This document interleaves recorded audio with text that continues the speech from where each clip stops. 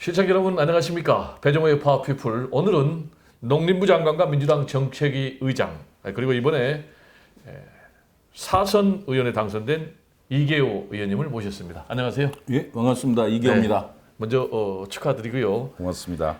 사선 의원에 당선이 되셨는데 예. 보니까 호남의 당선자 중에서 박지원, 정동영 두 분 빼면은 최다선이신 것 같은데 맞습니까? 예, 그렇습니다. 네, 몇 선 되신 거죠? 그분들은 5선, 네, 저는 4선. 네. 그럼 지금 사선 연속 당선되신 거죠? 그렇죠. 내리사선이라고 표현합니다. 내리사선.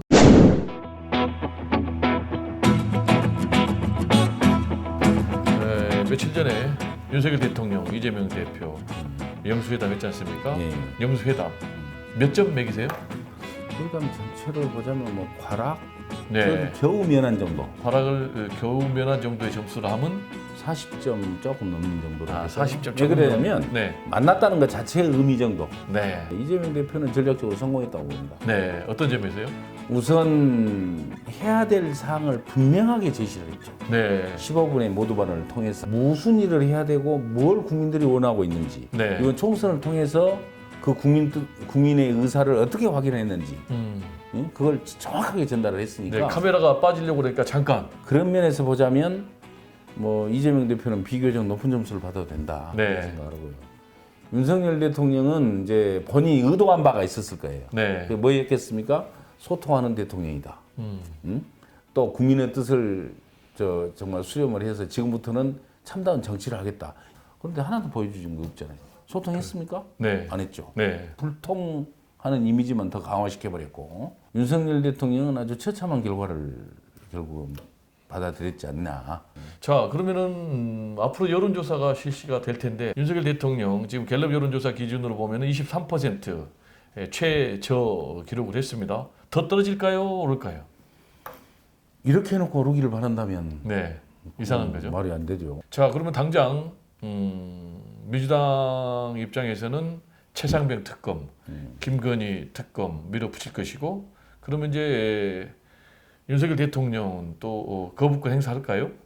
일단 당장 최상병 특검과 이태원 특검은 21대 국회 현 국회에서 처리를 하기 위해서 노력을 할 겁니다. 그러지만 이제 김건희 특검에 대해서는 이제 22대 국회로 넘어갈 사항이죠. 그러나 민주당 입장에서는 이번 총선을 통해서 확인된 민의가 있기 때문에 네, 어떠한 방식으로든지 정리를 할 수밖에 없습니다. 네, 그래서 그에 대해서 이제 윤석열 대통령이 뭐 거부권을 행사하느냐 마느냐는 윤석열 대통령이 성품으로 봐가지고는 뭐 상상을 초월하는 뭐 상황이 계속 일어나고 있으니까 저는 거부권 또 행사할 것이다 그렇게 봅니다. 그렇군요. 이렇게 되면은 윤석열 대통령도 결국 탄핵의 위기에 몰리지 않을까요? 그럴 수도 있겠네요. 듣고 보니까. 네, 저는 윤석열 대통령이 정말 더 소통하고 더 국민의 뜻을 수렴하는 그러한 좀 전향적인 자세를 가져주기를 간절히 바랍니다. 아시겠지만 지금 거대 야권이 192석이고 지금 국민의힘이 108석인데 8명만 이탈하면은 탄핵 의결 정족수 200명이 넘을 수가 있거든요. 윤석열 대통령이 이렇게 계속해서 야당과의 협치를 거부하고 국정 운영 기조를 대변화를 요구하는 국민들의 요구를 거부하면 그런 일이 실제로 일어날 것 같다라는 좀 우려가 있거든요. 그런 극단적인 상황은 이제 뭐 국가적으로도 불행한 사태이기 때문에 네. 안 됐으면 좋겠습니다만은 뭐 윤석열 대통령이 자초하면 불가피한 거 아니겠습니까? 자, 그렇다면 윤석열 대통령이 이렇게 말씀하신 대로 불행한 제2의 탄핵 사태로 가지 않게 하기 위해서는 어떤 국정 운영을 해야 된다고 보십니까? 제발 좀 민생을 챙기는 대통령이 됐으면 좋겠고요. 네. 그리고 국민의 뜻을 수렴하는 그건 이제 다른 형태로 나타난 게 이제 그 여야 협치 아니겠습니까? 네. 협치하는 대통령 뭐 그렇게 돼야만이 그런 불행한 사태를 막을 수 있다고 생각을 하는데 그건 이제 온전히 뭐 윤석열 대통령이 판단에 맡길 수밖에 없는 상황이죠. 그럼 이제 이번에 좀 국회의장 얘기를 해볼까요?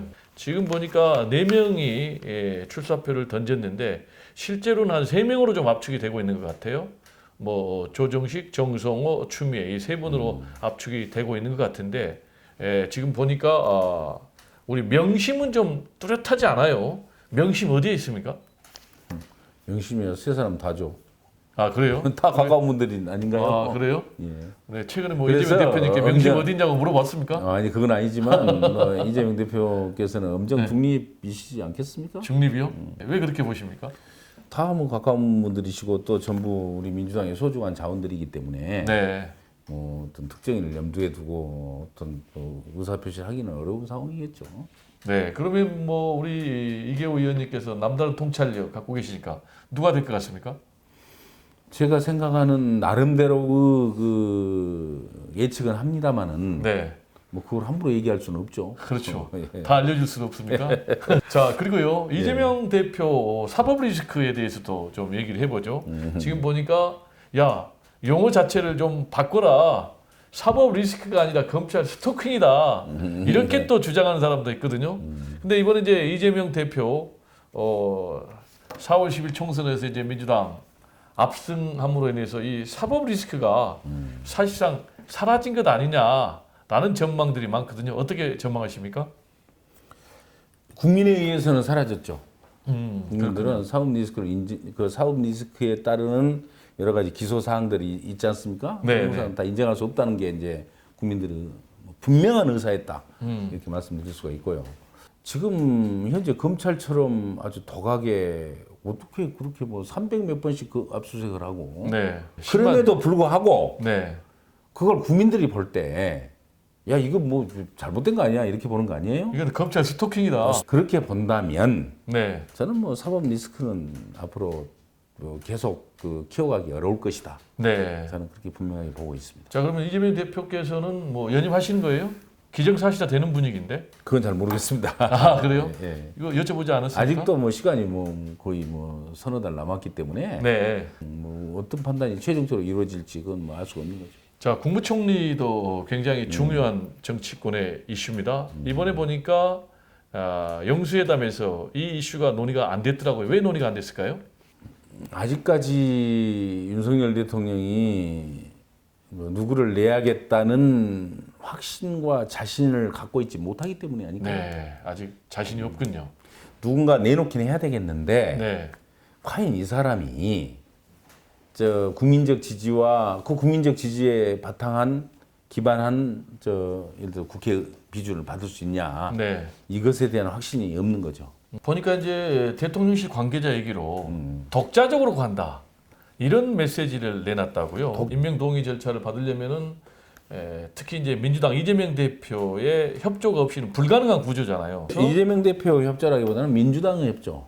그러니까요. 봐야죠. 네, 네. 근데 독자적으로 간다 이런 메시지를 내놓은 그 의도가 궁금하거든요. 독자적으로 간다는 것은 자기들이 알아서 하겠다는 그런 취지인가요?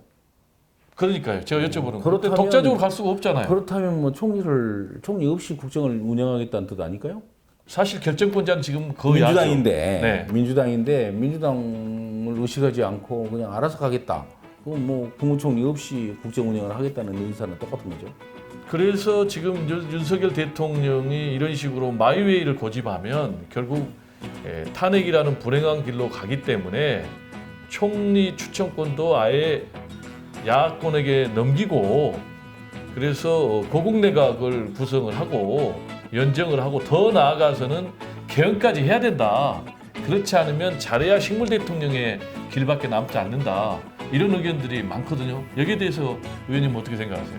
그게 이제 현실적으로 여러 가지 대안 중에 하나가 될는지는 모르겠습니다만 네, 그러나 윤석열 대통령의 정치 행태 그리고 지금 현재 국민의힘이라는 여당의 그 환경을 놓고 볼 때 거의 이루어질 수 없는 일이에요. 안타깝게도 이제 21대 국회 강대강 강대강으로 갈 수밖에 없다는 것은 얼마 전 영수회담을 통해서 입증된 거 아닌가요? 그렇게 보여집니다만 제가 보기에는.